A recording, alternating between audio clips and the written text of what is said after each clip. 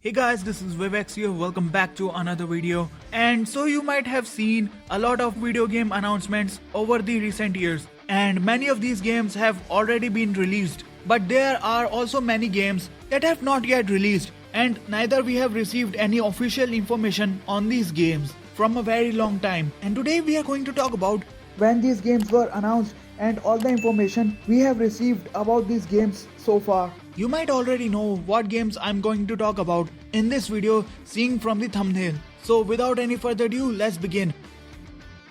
The first game we are going to talk about is the Crysis 4. So, the Crysis 4 is an upcoming title and the sequel to Crysis 3. It was announced on January 2022 as a working title by Crytek. The game is in its early stages of development and no storyline has been announced. And we all know that Crysis is a first-person shooter video game series where characters use nanosuits, which are advanced powered exoskeletons developed by the US military that grants them special abilities through dedicated modes, as well as the ability to switch between them at will. And so this was all the information we had about this game so far. There has been no leaks or any other official announcement made about this game recently.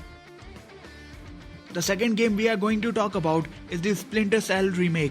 Ubisoft released a video announcing the Splinter Cell remake in December 2021. In addition to the announcement, the video also delves into the history of Splinter Cell series and how it changed the identity of Ubisoft. They gave a lot of information on this game, like they are working on this game from the ground up, and unlike the original game, this game will not be an open world game. It will be a linear game.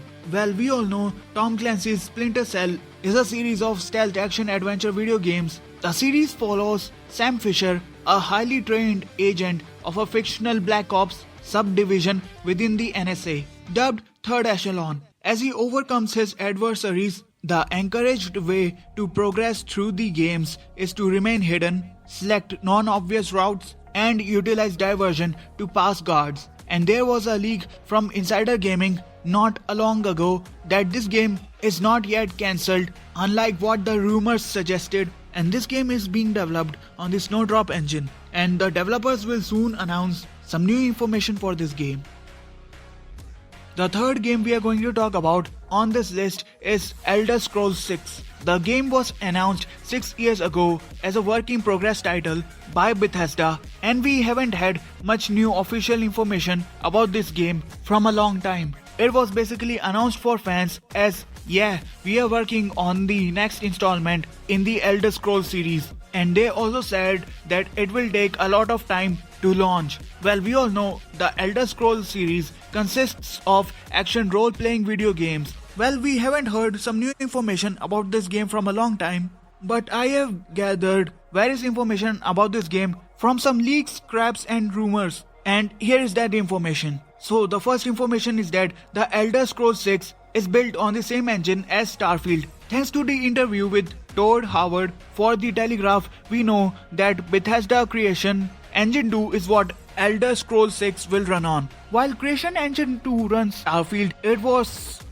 sort of built for both, and Howard went on to explain that Creation Engine 2 was customized for Starfield, and that further every game will have some new suites of technology, so Elder Scrolls 6 will have some additions onto Creation Engine 2 that game is going to require. The second information is that Bethesda has said the Elder Scrolls 6 has early playable builds. Posting to celebrate the 30th anniversary of Elder Scrolls series, Bethesda mentioned that returning to Tamriel and playing early builds has us filled with the same joy, excitement and promise of adventure. The third information is that Bethesda expects the Elder Scrolls 6 to have just as long a lifetime as Skyrim. In a lengthy video interview from November of 2022, Todd Howard touched on a whole swathe of topics: Starfield, video game creative philosophy, NPC romance, and of course, Elder Scrolls 6. About its release, I wish it was soon, Howard said, echoing earlier statements about Bethesda development times.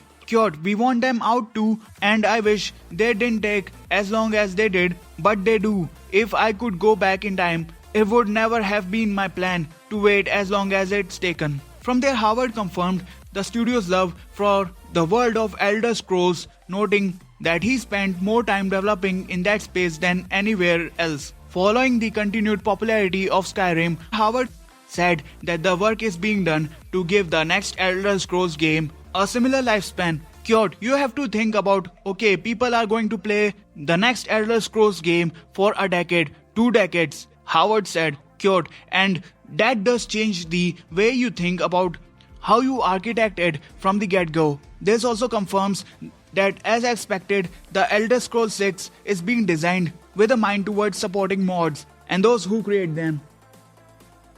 And so this was it for today. I hope you liked this video. Tell me what do you think about these video games and subscribe to the channel if you are new here for more content like this. And thanks for watching. I will see you in the next video. Till then, this is Wavex signing out.